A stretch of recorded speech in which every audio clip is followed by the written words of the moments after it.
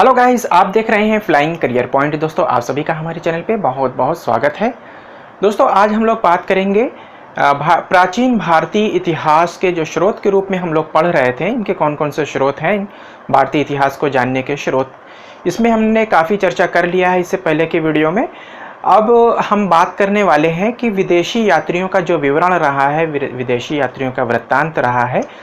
तो जो उस समय प्राचीन काल में जो विदेशी यात्री आए, उन्होंने जो है कौन कौन से यात्री आए हैं और कौन कौन से उन्होंने ग्रंथ की रचना की है और उनसे हमें क्या क्या जानकारी प्राप्त होती है, तो इनके विषय में आज हम लोग डिटेल में जानेंगे। यहाँ से भी काफ़ी क्वेश्चन बनते हैं कि विदेशी प्राचीन इतिहास को जानने में विदेशियों का किस प्रकार से सहयोग रहा है।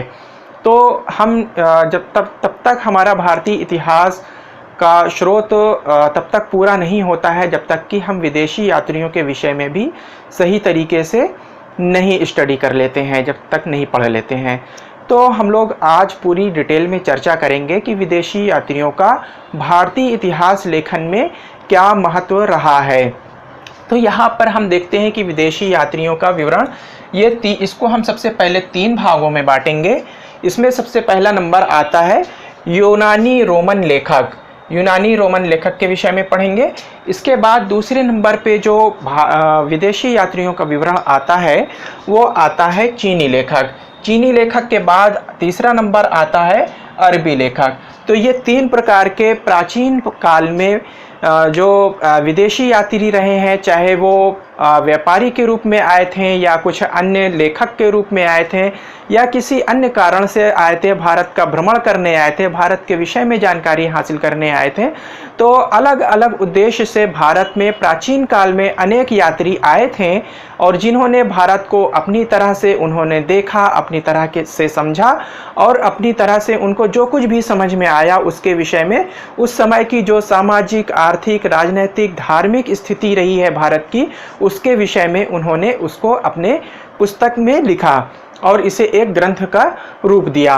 तो इसको आज जब हम स्टडी करते हैं तो हमको विदेशी यात्रियों के विवरण से भी, उनके लेखन से भी हमको काफ़ी भारत के विषय में, भारत की स्थिति के विषय में हमको जानकारी प्राप्त होती है। तो सबसे पहले हम यहाँ पर अध्ययन करेंगे, सबसे पहले जानेंगे कि जो यूनानी लेखक रहे हैं उन्होंने क्या लिखा और कौन कौन से यात्री रहे हैं। इसमें जब हम यूनानी लेखकों के विषय में पढ़ते हैं तो यूनानी लेखकों को हम 3 भागों में बांट देते हैं। सबसे पहले जो कि सिकंदर से पूर्व के लेखक रहे हैं, जो सिकंदर के भारत आगमन से पहले जो लेखक भारत में आए उन्होंने क्या लिखा। उसके बाद सिकंदर के समकालीन जो लेखक रहे हैं, यानी कि जब सिकंदर भारत में आया उस समय जो लेखक आए भारत में यूनान से, उस समय के लेखक कौन कौन थे और उनके ग्रंथ कौन कौन से रहे हैं। इसके बाद सिकंदर के जाने के बाद, भारत में सिकंदर आया था और आने के बाद जब वो सिकंदर वापस चला गया, उसके पश्चात कौन कौन से लेखक आए यूनान से और उन्होंने वो कौन कौन से लेखक रहे हैं और उन्होंने क्या क्या, कौन कौन से ग्रंथ की रचना की है, उनके कौन कौन से ग्रंथ रहे हैं। तो उनके विषय में ये 3 प्रकार के 3 भागों में बांट करके, तो हम यहाँ पर जो है लिख लेते हैं कि सिकंदर से आने के पूर्व,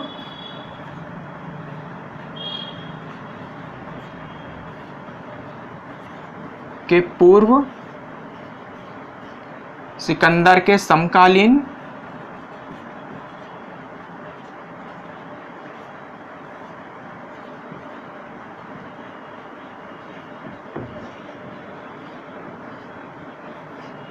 और सिकंदर के पश्चात।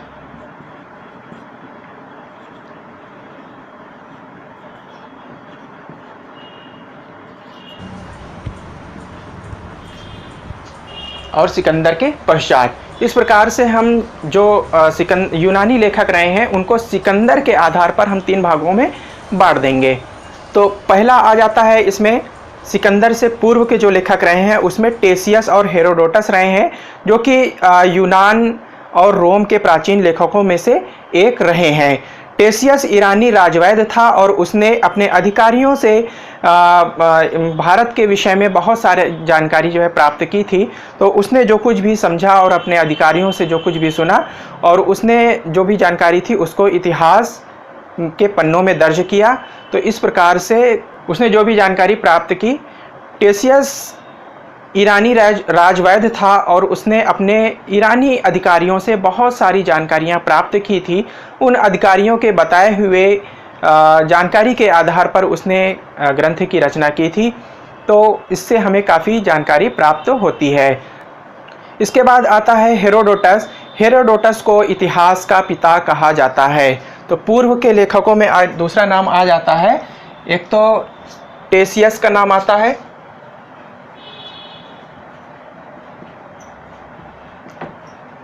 और दूसरा नाम आता है हेरोडोटस।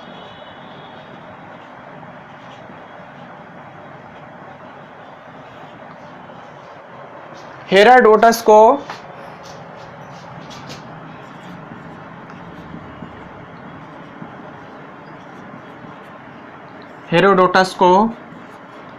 इतिहास का पिता कहा जाता है।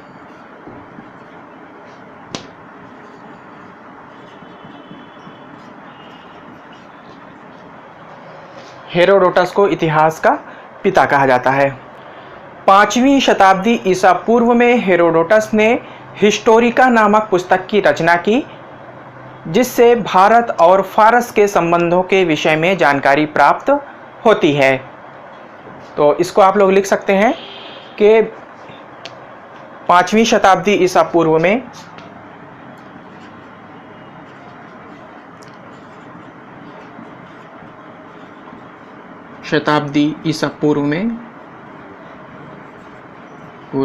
में हेरोडोटस ने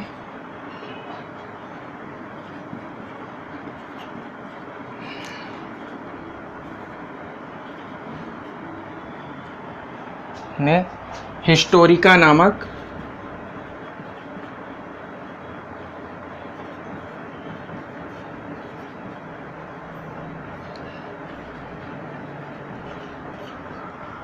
पुस्तक की रचना की।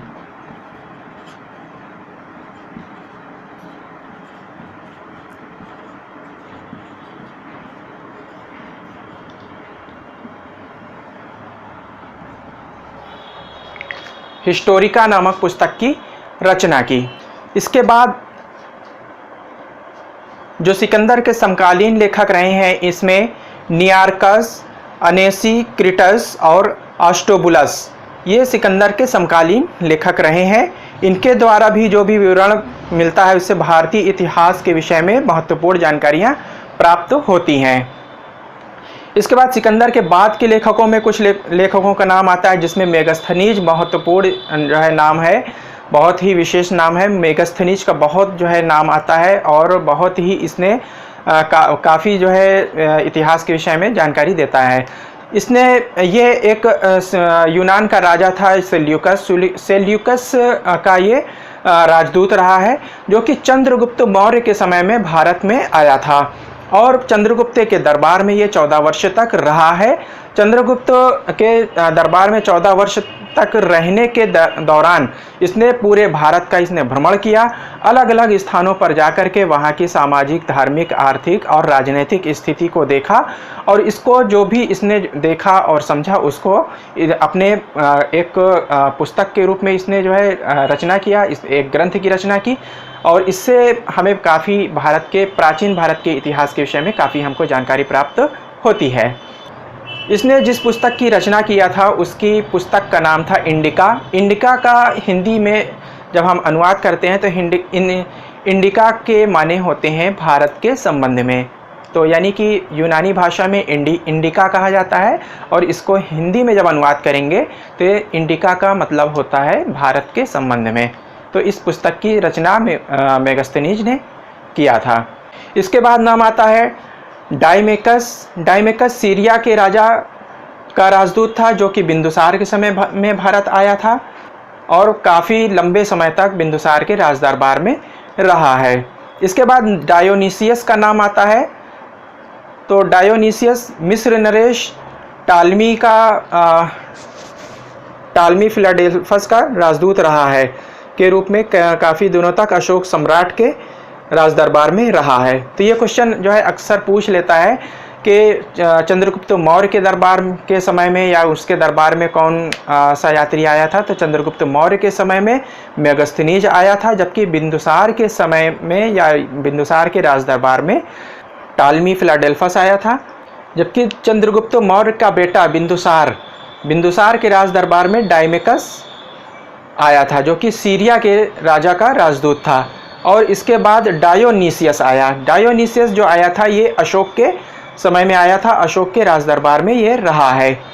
और जो डायोनीसियस रहा है ये मिस्र के राजा टालमी फिलाडेल्फस के का राजदूत रहा है। अन्य पुस्तकों में अगर हम बात करें तो पेरिप्लस ऑफ द इरीथ्रियन सी, ये पुस्तक जो है अज्ञात इसके लेखक हैं, क्योंकि जो है ये जो पुस्तक प्राप्त हुई थी ये समुद्र के किनारे से प्राप्त हुई थी। और ये माना जाता है कि किसी व्यापारी का ये विवरण पुस्तक ये किसी व्यापारी के द्वारा रचना की गई ये ग्रंथ है। और इसमें जिस फ्रंट पेज पे लेखक का नाम होता है वहाँ पर वो पन्ना शायद फट करके निकल गया है, इसलिए लेखक का नाम आज भी अज्ञात है। लेकिन पुस्तक का नाम प्राप्त हो जाता है। पुस्तक का नाम है पेरिप्लस ऑफ द इरीथ्रियन सी। ये क्वेश्चन बहुत आता है कि पेरिप्लस ऑफ द इरीथ्रियन सी के लेखक कौन है? तो इसमें किसी ABCD में कोई 3 लेखकों के नाम दे देंगे और किसी एक ऑप्शन में यानी कि चौथे ऑप्शन में लेखक के नाम अज्ञात दे देगा कि लेखक का नाम अज्ञात है, तो अज्ञात वाला ऑप्शन सही हो जाएगा। फिर लगभग 150 ईस्वी के आसपास टालमी का भूगोल है। फिर प्लिनी का नेचुरल हिस्टोरिका ईस्वी की प्रथम सदी में महत्वपूर्ण स्थान रखता है। पेरिप्लस का हमने बताया है कि इसके लेखक अज्ञात हैं, जो कि 80 ईस्वी से लेकर के 115 ईस्वी के बीच में इसकी रचना मिलती है। यानी कि जो भी जानकारी प्राप्त होती है वो 80 ईस्वी से लेकर के 115 ईस्वी के मध्य की जानकारी प्राप्त होती है। तो इससे पता चलता है कि 80 ईस्वी से लेकर के 115 ईस्वी के मध्य में इसकी रचना हुई है। लेकिन जो इसके लेखक रहे हैं वो अज्ञात हैं, आज भी लेखक का नाम नहीं पता चला है। शायद इसीलिए कि जो पहला पेज होता है उसमें लेखक का नाम लिखा होता है, वो पन्ना उसमें से गायब मिला है। तो शायद ये माना जाता है कि समुद्र के किनारे ये एक पुस्तक किसी प्रकार से जो है गिर गई होगी और कोई आपदा आ गई होगी, जिसकी वजह से ये पुस्तक समुद्र के किनारे जो है पाई गई है। तो इससे काफ़ी हमें जानकारी प्राप्त होती है। पुस्तक का नाम पेरिप्लस ऑफ द इरीथ्रियन सी है। इसके बाद आता है प्लिनी के नेचुरल हिस्टोरिका से हमें भी काफ़ी जानकारी प्राप्त होती है। इससे भारतीय पशु, पेड़ पौधे और खनिज पदार्थों के विषय में भी हमको काफ़ी जानकारी प्राप्त होती है। तो ये तो हो गए यूनानी लेखकों का विवरण। इसके बाद आ जाता है नंबर चीनी लेखक, यानी कि जो चीन से जो बहुत सारे लेखक आए थे उनके विषय में। तब हम लोग जो है यहाँ पर अब चीनी लेखकों के विषय में जानेंगे। चीनी लेखक कौन कौन से आए हैं। चीनी लेखकों के विवरण से भी हमें भारत के विषय में काफ़ी जानकारी प्राप्त होती है। जितने भी चीनी लेखक आए हैं ये सभी बौद्ध अनुयायी रहे हैं। तो वे कहीं ना कहीं बौद्ध धर्म के बारे में भारत आए हुए थे कि बौद्ध धर्म के विषय में अधिक से अधिक जानकारी प्राप्त कर सकें। इसीलिए वो जो है इधर उधर से जो है घूमते हुए भारत में उन्होंने प्रवेश किया और पूरे भारत में कहीं ना कहीं जो है वो अनेक स्थानों पर भ्रमण करते रहें, ताकि उन्हें अधिक से अधिक बौद्ध धर्म के विषय में जानकारी प्राप्त हो सके। चीनी यात्रियों में जो प्रमुख नाम आते हैं वो फाहियान, हेनसांग, हुली, मातवानलिन, चाओजू कुआं और इत्सिंग, ये नाम जो है प्रमुख हैं। तो सबसे पहले फाहियान के विषय में जानकारी प्राप्त कर लेते हैं। तो सबसे पहला जो रहा है वो फाहियान चीनी यात्री।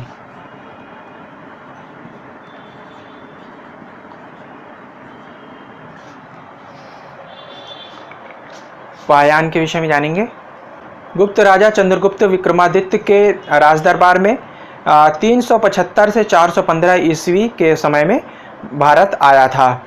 उसने तत्कालीन समाज की सामाजिक, धार्मिक, आर्थिक स्थिति को उसने जो है उस पर प्रकाश डाला है। और फाहियान ने विशेष रूप से बौद्ध धर्म के विषय में जानकारी दी है, यानी कि जितना भी उसने विवरण लिखा हुआ है, जितना भी विवरण दिया है उसके ग्रंथ से जो प्राप्त होता है वो सारी जो है बौद्ध धर्म से संबंधित है। इसके बाद आता है हेनसांग। हेनसांग कन्नौज का राजा हर्षवर्धन था। इसको आप लोग याद रख सकते हैं कि अक्सर क्वेश्चन आ जाता है कि फाहियान किसके राज दरबार में आया और हेनसांग किसके दरबार में आया। तो हा से हर्षवर्धन होता है और हा से हेनसांग होता है। तो आप लोग इस प्रकार से याद रख सकते हैं कि हा से हेनसांग, हा से हर्षवर्धन के काल में या उसके राज दरबार में आया था। इसका जो टाइम पीरियड रहा है वो 606 ईस्वी से लेकर के 647 ईस्वी के मध्य में भारत आया था और इसके शासनकाल में भारत में आया और हर्षवर्धन के राज दरबार में रहा है। उसने करीब 10 वर्षों तक भारत का भ्रमण किया, भारत में रहा है और अलग अलग स्थानों पर उसने भ्रमण किया। उसने 6 वर्षों तक नालंदा विश्वविद्यालय में अध्ययन भी किया। नालंदा विश्वविद्यालय बौद्ध धर्म का सबसे बड़ा केंद्र रहा है, जहाँ बौद्ध धर्म की शिक्षा दी जाती थी। तो वो 6 वर्षों तक जो है नालंदा विश्वविद्यालय में उसने अध्ययन किया। उसकी भारत यात्रा का वृत्तांत सी युकी रहा है, यानी कि हेनसांग की जो पुस्तक रही है वो सी युकी नामक ग्रंथ की उसने रचना की थी।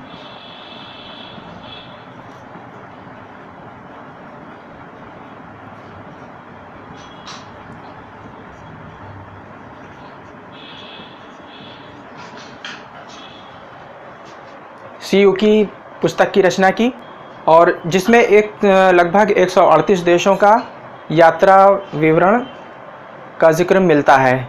इस ग्रंथ में हर्षकालीन सामाजिक, धार्मिक, राजनीतिक स्थिति पर प्रकाश पड़ता है। इसके बाद नाम आता है होली का।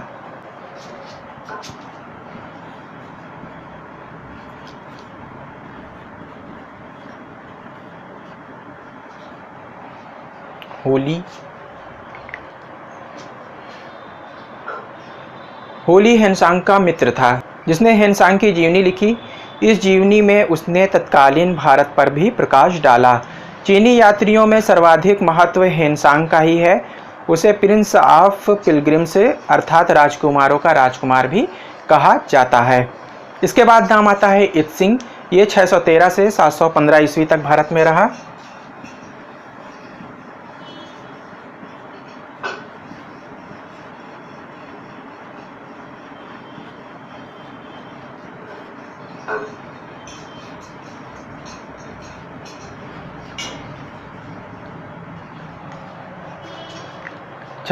से लेकर के 715 ईस्वी तक भारत में रहा और उसने नालंदा एवं विक्रमशिला विश्वविद्यालय तथा उसके समय में भारत पर प्रकाश डाला है।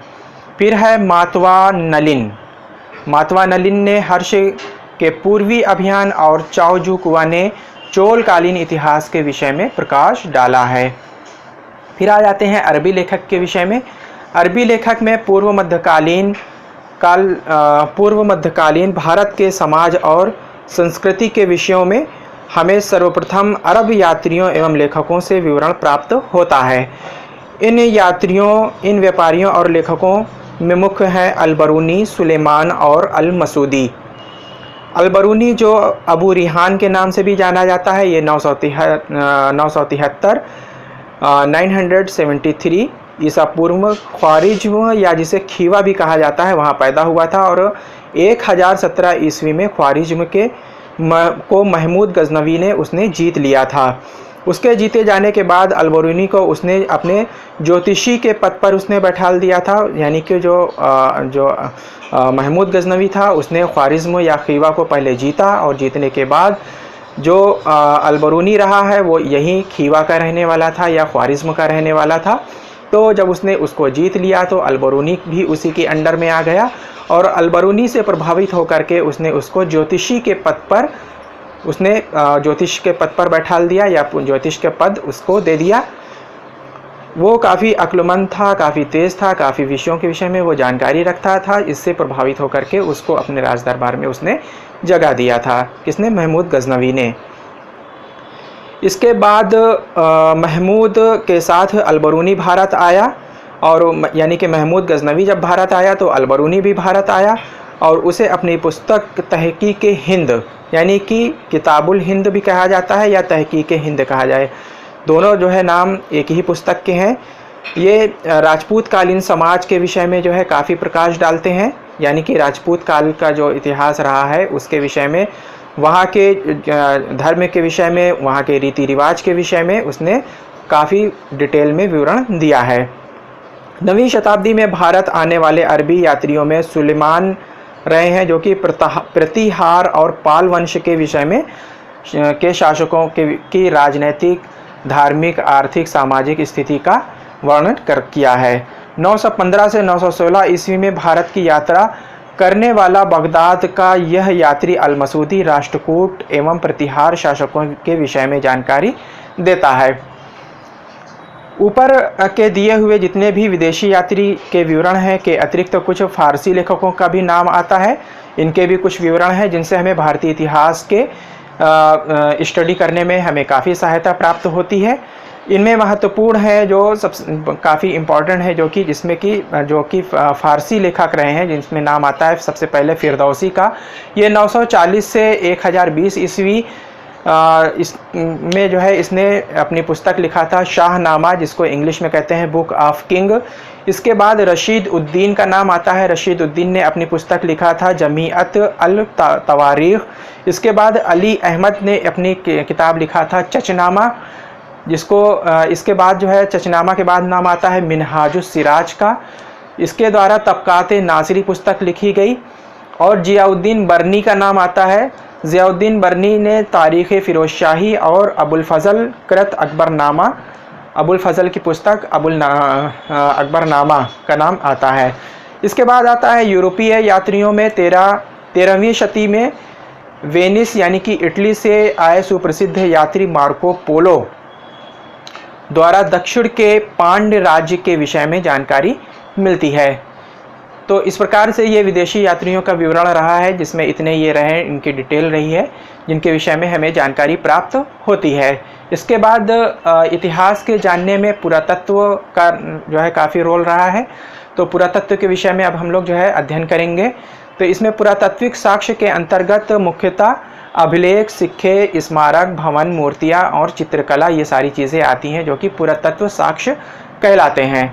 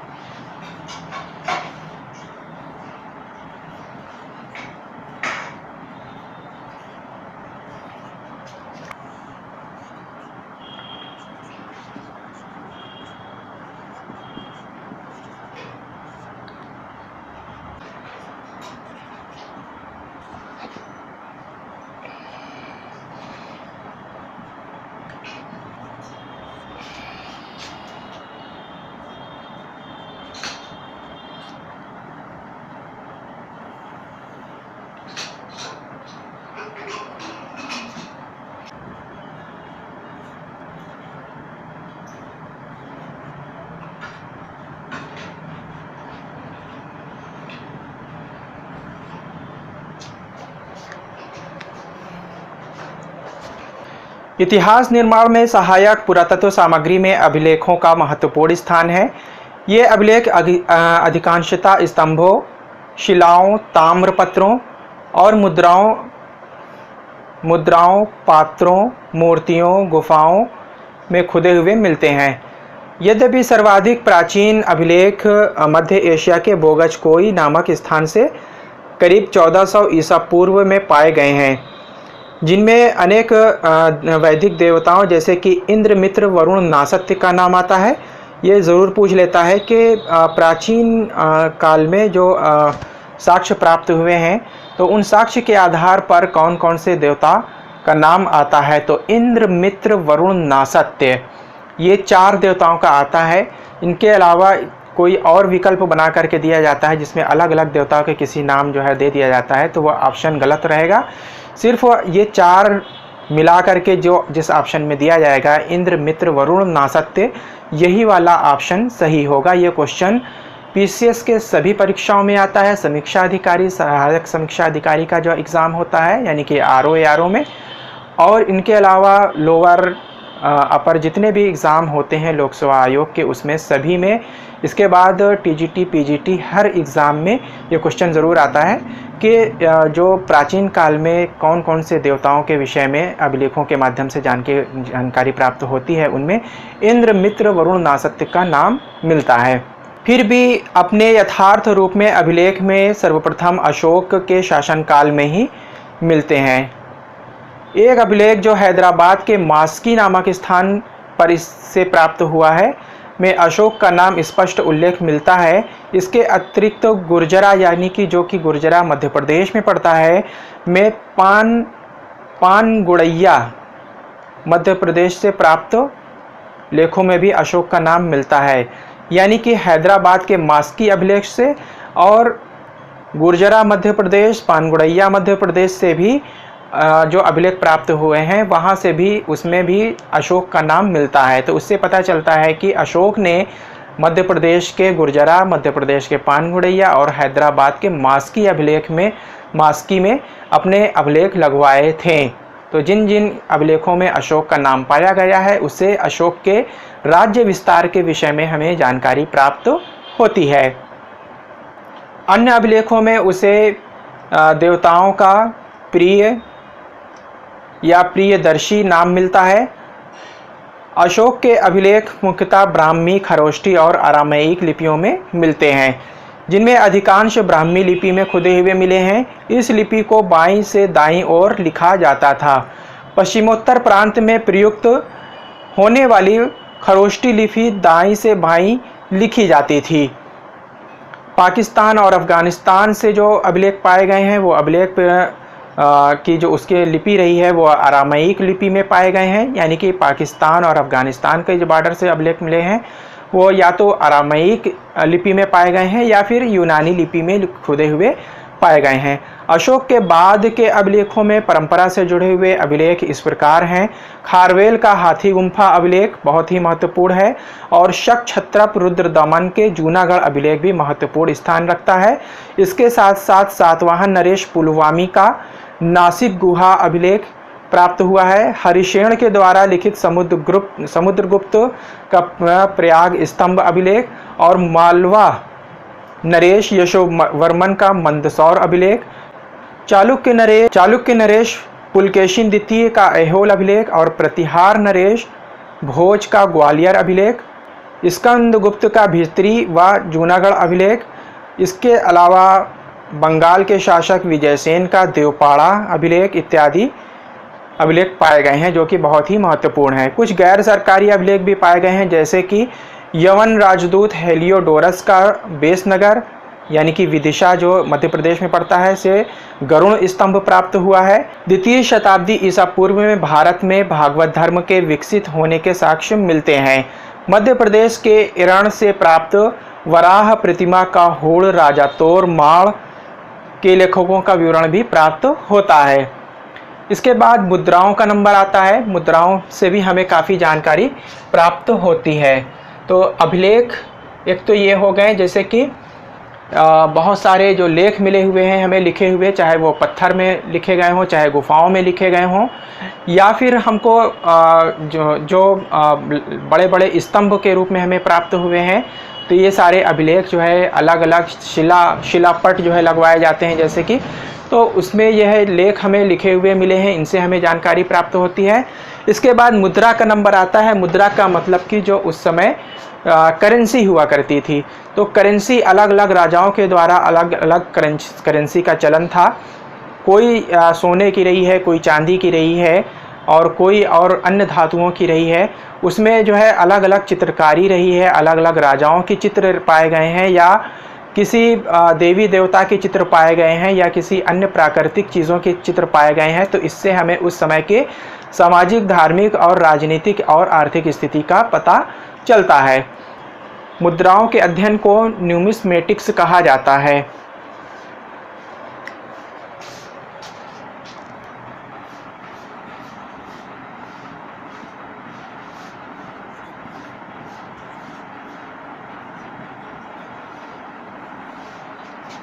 मुद्राओं के अध्ययन को न्यूमिस्मेटिक्स कहा जाता है। प्राचीन काल में मुद्राएं मिट्टी और धातु की बनाई जाती थीं, जिन पर प्रायः किसी नरेश, सामंत या पदाधिकारी, गण, निगम, व्यापारी अथवा व्यक्ति विशेष के नाम एवं साक्ष्य होते थे। साधारणतया मुद्राओं से हमें 206 ईसा पूर्व से लेकर के 300 ईस्वी तक भारतीय इतिहास की जानकारी प्राप्त होती है। इन सिक्कों व मुद्राओं पर लेख नहीं होते थे, यानी कि इन सिक्कों पर या मुद्राओं पर लिखा हुआ कोई चीज़ प्राप्त नहीं होता है, केवल चिन्ह प्राप्त होते थे। इन्हें आहत सिक्के कहा जाता है, यानी कि जो प्राचीन काल के सबसे पहले जो पुराने सिक्के प्राप्त हुए हैं हमें, वो आहत सिक्के कहलाते थे। आहत सिक्कों का मतलब ये होता था कि जैसे कोई चित्रकारी वगैरह होती थी या किसी राजा का चित्र होता था, तो इसको पहले किसी चीज़ में बना लिया जाता था और उसको टीन का जो है काट करके सिक्के के रूप में उसके ऊपर चोट मारी जाती थी। और ये चित्रकारी पहले किसी अन्य चीज़ में बना ली जाती थी, किसी अन्य धातु पर। उस धातु को उस टीन के ऊपर रख करके उस पर चोट मारी जाती थी। इसे ही पंच मार्क इंग्लिश में कहते हैं या हिंदी में आहत सिक्के कहा जाता है। तो इस प्रकार के सिक्के प्राप्त हुए हैं। सर्वप्रथम भारत में शासन करने वाले यूनानी शासकों के सिक्कों पर लेख एवं तिथियां उत्कीर्ण मिलती हैं, यानी कि जो सबसे पहले हमें यूनानी शासक रहे हैं उनके सिक्कों पर हमें तिथि और कुछ लेख लिखा हुआ, यानी कि लिखित रूप में हमको सबसे पहले यूनानी शासकों ने इसका प्रचलन में लाए थे, जो कि तिथि डालना शुरू किया उन लोगों ने सिक्कों पर और कुछ ना कुछ लेख लिखना शुरू किया। इससे पहले के जो भारत के सिक्के रहे हैं उसमें ना तो तिथियां लिखी जाने का प्रचलन था और ना ही उसमें किसी प्रकार का लेख लिखे जाने का प्रचलन था। सिर्फ अगर कुछ सिक्कों पे पाया जाता था तो वो चित्रकारी हुआ करती थी, और वो भी उसमें ढलाई के रूप में, ढलाई का कोई उसमें आविष्कार नहीं हुआ था, बल्कि उसमें चोट मार करके उसमें चित्रकारी बनाई जाती थी। ये आहत सिक्के कहलाते थे। बाद में यूनानियों ने लेख लिखना शुरू किया और तिथि डालना शुरू किया। इसके बाद सार्वजनिक सिक्के उत्तरी मौर्य काल में मिले हैं, यानी कि मौर्य काल का जो उत्तरी मौर्य काल, यानी मौर्य काल का जो लास्ट स्टेज रहा है, उसमें हमको प्राप्त हुए हैं सर्वाधिक सिक्के, जो कि प्रधानतः या तो शीशे के होते थे या पुटीन के होते थे, या तांबे के, कांसे के, चांदी के और सोने के होते थे। कुषाणों के समय में सर्वाधिक शुद्ध सोने के सिक्के प्रचलन में थे। कुषाणों ने सबसे ज़्यादा, ये क्वेश्चन बहुत आता है कि सर्वाधिक शुद्ध सोने के सिक्के किसके काल में पाए गए हैं, तो जब शुद्ध सोने के सिक्के पूछा जाए तो ये कुषाणों के समय में प्रचलन में सबसे ज़्यादा थे, जबकि गुप्तों के समय में सर्वाधिक सोने के सिक्के पाए गए हैं। यानी कि गुप्तों ने सबसे ज़्यादा सोने के सिक्के अगर जारी किए गए थे तो वो गुप्तों के समय में किए गए थे।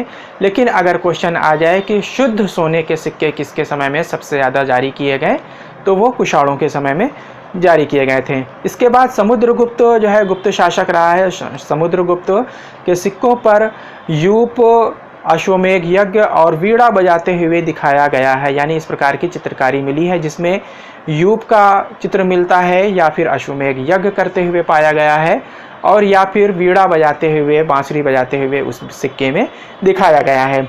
फिर कनिष्क की बारी आती है। कनिष्क के सिक्कों से यह पता चलता है कि वह बौद्ध धर्म का अनुयायी था और सातवाहन नरेश सातकर्णी की एक मुद्रा पर जलपोत का चित्र उत्कीर्ण है, यानी कि सातवाहन नरेश सातकर्णी रहा है जिसके सिक्कों पर जलपोत पाया जाता है, यानी कि पानी का जहाज़ कह सकते हैं, कि पानी का जहाज़ जो बहुत बड़ा होता है, तो उसका जो है चित्र पाया गया है, जिससे अनुमान लगाया गया है कि उसने समुद्र में भी विजय प्राप्त की थी। इसके बाद चंद्रगुप्त द्वितीय का नाम आता है, जो कि व्याघ्र शैली की मुद्राओं से उसकी पश्चिमी भारत में शकों की विजय की सूचना देता है। यानी कि जो है चंद्रगुप्त द्वितीय ने की व्याघ्र शैली की मुद्रा पाई गई है, जिससे पता चलता है कि उसने शकों को जीता था, शक शासकों पर भी उसने विजय प्राप्त की थी। इसके बाद आता है स्मारक और भवन। स्मारक वैसे तो जो है स्मारक के माने जो है ये होता है, स्मारक के रूप में हमें स्मारक का मतलब जो है आमतौर पर लोग ये समझते हैं कि कोई जैसे कि किला है या कोई भवन है, कोई बिल्डिंग है, तो इसे ही, या कोई धार्मिक स्थल है, मंदिर, मस्जिद या स्तूप है, इसे ही स्मारक कहा जाता है। लेकिन ऐसा नहीं है। स्मारक का अर्थ ये होता है कि जिससे हमें किसी चीज़ की, जो कि हमें किसी चीज़ की याद दिलाता है, इसे स्मारक कहा जाता है। तो इसमें सिक्के भी आ जाते हैं, अभिलेख भी आ जाते हैं, और इसके अलावा अन्य चीज़ें भी आ जाती हैं, जितनी भी, चाहे वो मूर्ति हो या सिक्के हो या कोई भवन हो या और कोई खुदा हुआ अभिलेख मिलता है, कोई गुफा है, कोई मंदिर है, कोई मस्जिद है, कोई किला है, कोई ताजमहल है, ये सारी चीज़ें स्मारक है। यहाँ तक कि जो है कोई छेनी है, हथौड़ी है, कोई औजार है, तीर है, तलवार है, ये सब स्मारक आ जाता है, जिनसे कि हमें किसी ना किसी चीज़ की याद दिलाता है, किसी ना किसी बात का पता चलता है। तो ये सभी स्मारक हैं। लेकिन यहाँ पर स्मारक का जो है भवन के रूप में जो है बताया गया है। बाकी अन्य चीज़ों में स्मारक शब्द इसलिए नहीं जोड़ा गया है कि जो अभिलेख होते हैं ये इसमें लिखी हुई हमें सामग्री मिल जाती है, तो हमें इसमें डायरेक्ट इनका एक महत्वपूर्ण स्थान है। इसलिए हम स्मारक से हम अभिलेखों को अलग कर लेते हैं और अभिलेखों को अलग जो है अध्ययन करते हैं। मुद्रा भी का भी अपने आप में महत्वपूर्ण स्थान है, तो इसलिए स्मारक से मुद्राओं को अलग करके मुद्रा को अलग स्टडी की जाती है। इसी प्रकार से मूर्ति कला एक अपने आप में जो है महत्वपूर्ण स्थान रखता है, और चित्रकला भी अपने आप में महत्वपूर्ण स्थान रखता है। इसलिए स्मारक से मूर्ति कला को भी अलग कर लेते हैं और चित्रकला को भी अलग कर लेते हैं। और ये मुद्रा ढालने की कला भी अपने आप में एक कला है, जिसको न्यूमिस्मेटिक्स कहा जाता है। न्यूमिस्मेटिक्स के अध्ययन को, मुद्रा के अध्ययन को न्यूमिस्मेटिक्स कहा जाता है। इसलिए मुद्राओं के अध्ययन को भी अलग कर लेते हैं, और अभिलेखों का भी अपने आप में महत्वपूर्ण स्थान है, इसलिए अभिलेखों को भी अलग कर लेते हैं। तो इसलिए अब स्मारक के रूप में सिर्फ वो भवन रह जाते हैं, तो इसलिए भवन को अलग जो है स्मारक के रूप में अध्ययन किया जाता है, इसलिए इसको स्मारक या भवन का नाम दिया जाता है। तो इसके विषय में जानकर देख लेते हैं कि किन किन राजाओं के विषय में कौन कौन से स्मारक की स्थापना की गई, कौन कौन से स्मारक रहे हैं। तो इतिहास निर्माण में भारतीय स्थापत्यकारों, वास्तुकारों और चित्रकारों ने अपने हथियार, छेनी, कन्नी और तोलिका के द्वारा विशेष योगदान किया है। इनके द्वारा निर्मित प्राचीन इमारतें, मंदिर, मूर्तियों के अवशेष से भारत की प्राचीन सामाजिक, आर्थिक और धार्मिक स्थिति का हमें पता चलता है। तो यानी कि उस समय जो भी औजार यूज़ में लाए गए और जो भी भवन बनाए गए वास्तुकारों के द्वारा, स्थापत्य कला का जो है स्थापत्यकारों के द्वारा और वास्तुकारों के द्वारा और चित्रकारों के द्वारा बहुत सारे औजार प्राप्त हुए हैं। तो ये इनसे जो है हमें उस समय जब जो है मूर्ति का निर्माण किया गया, इमारतों का निर्माण किया गया, मंदिरों का निर्माण किया गया, तो उससे हमें उस समय की सामाजिक, आर्थिक और धार्मिक स्थिति का, आर्थिक स्थिति का हमें पता चलता है।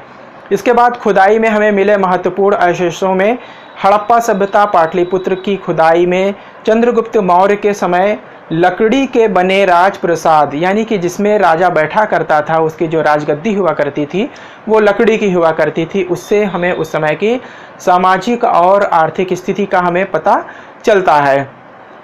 इसके बाद कौशाम्बी की खुदाई में महाराज उदयन का राजप्रसाद एवं घोषिताराम नामक विहार के अवशेष, अतरंजी खेड़ा में खुदाई से लोहे के प्रयोग के साक्ष्य, पांडिचेरी के अरिकामेंडू में खुदाई से रोमन सिक्के प्राप्त हुए हैं। यानी कि कौशाम्बी से हमें उदयन के राजप्रसाद यानी उसकी राजगद्दी, कौशाम्बी में जब खुदाई हुई तो उदयन की राजगद्दी मिलती है।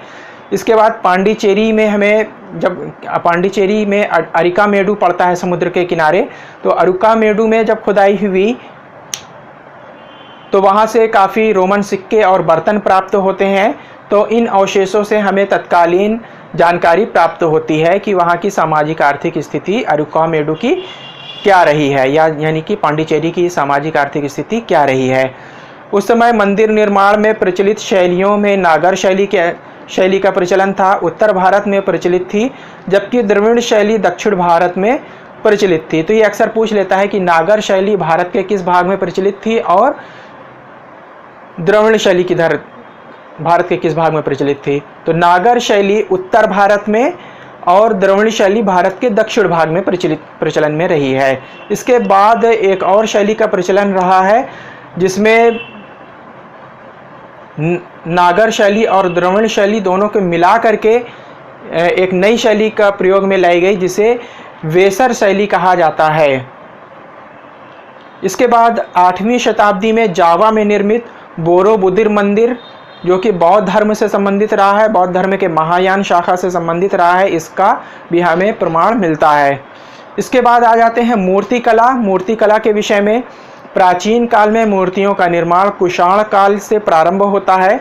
कुषाणों, गुप्त शासकों, उत्तरी गुप्त काल यानी गुप्त काल के बाद उत्तरी गुप्त काल में निर्मित मूर्तियों का विकास में जन सामान्य की धार्मिक भावनाओं का विशेष योगदान रहा है।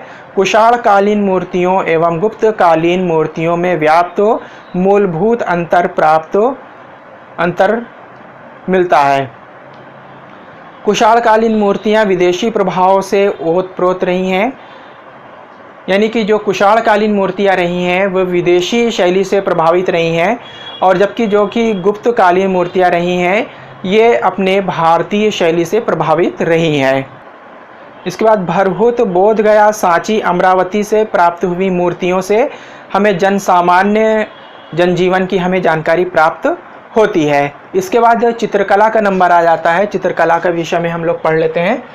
तो जो चित्रकला के विषय में बताया जाता है कि चित्रकला से हमें उस समय के जीवन के विषय में जानकारी मिलती है। अजंता के चित्रों में मानवीय भावनाओं का सुंदर अभिव्यक्ति मिलती है। चित्रों में माता और शिशु या मरणशील राजकुमारी जैसे चित्रों से राजकुमार की कलात्मक पराकाष्ठा के रूप में हमको जानकारी प्राप्त होती है। तो इस प्रकार से प्राचीन भारतीय इतिहास के जो स्रोत रहे हैं वे स्रोत का चैप्टर पूरा कंप्लीट हो गया है। इसके बाद अब हम आएंगे पाषाण काल एवं ताम्र काल, यानी कि जो है पाषाण काल और ताम्र पाषाणिक काल जो है उसके विषय में जो सिलेबस में है उसके विषय में हम लोग पढ़ेंगे। तो दोस्तों जो है हम ये चाह रहे थे कि जो अपना ये हमारा जो ये चैप्टर है ये पीसीएस के एग्ज़ाम की डेट आने से पहले ही जो है सारे सब्जेक्ट कंप्लीट हो जाएं। अब हो पाता है कि नहीं हो पाता है ये हम गारंटी के साथ नहीं कह सकते हैं, लेकिन फिर भी कोशिश करेंगे कि कितनी भी जल्दी हो जाए। इसलिए आज हमने लिखने का काम कम किया है, सिर्फ लेक्चर देने का काम ज़्यादा किया है। तो मैं ये चाह रहा हूँ कि ओरल हम बोलते जाएं और आप लोग इसको ध्यान से सुने, और इसको सुन करके वीडियो को धीरे धीरे रोक करके आप लोग इसको एक नोट्स बना लें, साथ ही साथ नोट्स बनाते हुए चलें स्टॉप करके। तो इस प्रकार से आप लोग अगर चाहें तो एक अच्छा नोट्स तैयार कर सकते हैं वीडियो के माध्यम से। और अगर हम पूरा डिटेल लिखने बैठेंगे तो इतना लंबा फिर जो है इसको पूरा बोर्ड में लिखना बहुत ही मुश्किल काम है। इसके साथ हम ये चाह रहे थे कि अगर आप लोगों को नोट्स का PDF चाहिए तो आप लोग हमारे टेलीग्राम चैनल को ज्वाइन कर लीजिए, तो वहाँ हम नोट्स बना करके डाल देंगे। आप लोग टेलीग्राम से चैनल को ज्वाइन कर लेंगे तो अपने नोट्स वहाँ से आप लोग डाउनलोड कर सकते हैं। तो हमारे टेलीग्राम चैनल का नाम है flying career point. Flying career point के नाम से अगर आप लोग जो है सर्च मारेंगे तो टेलीग्राम चैनल में हमारा लिंक मिल जाएगा। वहाँ से आप लोग उसको जो है ज्वाइन कर लीजिए और जितना भी PDF होगा आप लोगों को मिल जाएगा। तो इस तरीके से हम अगर चाहेंगे तो इस तरीके से तेज़ी से अपने जो है जो भी पूरा सिलेबस है इसको हम लोग तभी कंप्लीट कर पाएंगे। अगर इतना फैक्ट हम लिखने बैठेंगे बोर्ड पे तो फिर ये फैक्ट ये पूरा जो है चैप्टर और पूरा सिलेबस कंप्लीट नहीं हो पाएगा, तो इसमें नुकसान आप ही लोगों का है। तो दोस्तों जो है हम चाहते हैं कि आप लोग और बिल्कुल भी जो है आप लोग हमारी वीडियो को स्किप ना किया करें, क्योंकि जो है इसको पूरा तैयार करने में बहुत मेहनत लगता है। तो आप लोगों से मेरा रिक्वेस्ट है कि आप लोग वीडियो को स्किप ना करें, पूरा डिटेल में देखें A to Z, और जहां भी कोई भी अगर कमी है तो आप लोग कमेंट बॉक्स में लिख सकते हैं। इसके बाद अगर आप लोग चाहें तो हम स्क्रीन पर पूरा PDF का स्क्रीन पे लगा दें, तो वहाँ पर से आप लोगों को लिखा हुआ मैटर पूरा मिल सकता है। तो कमेंट बॉक्स में लिखिएगा कि वीडियो में हम किस प्रकार से इम्प्रूवमेंट करें और आप लोगों के लिए क्या सुविधाजनक है। आप लोग कमेंट बॉक्स में लिखेंगे तभी हमको पता चल पाएगा। अगर आप लोगों को हमारा वीडियो पसंद आया हो तो लाइक करिएगा, सब्सक्राइब करिएगा और अपने दोस्तों में शेयर करिएगा। और कोई भी इशू हो तो आप लोग कमेंट बॉक्स में ज़रूर लिखिएगा। तो दोस्तों अगली वीडियो में जल्दी ही मिलेंगे। Thank you, take care, bye.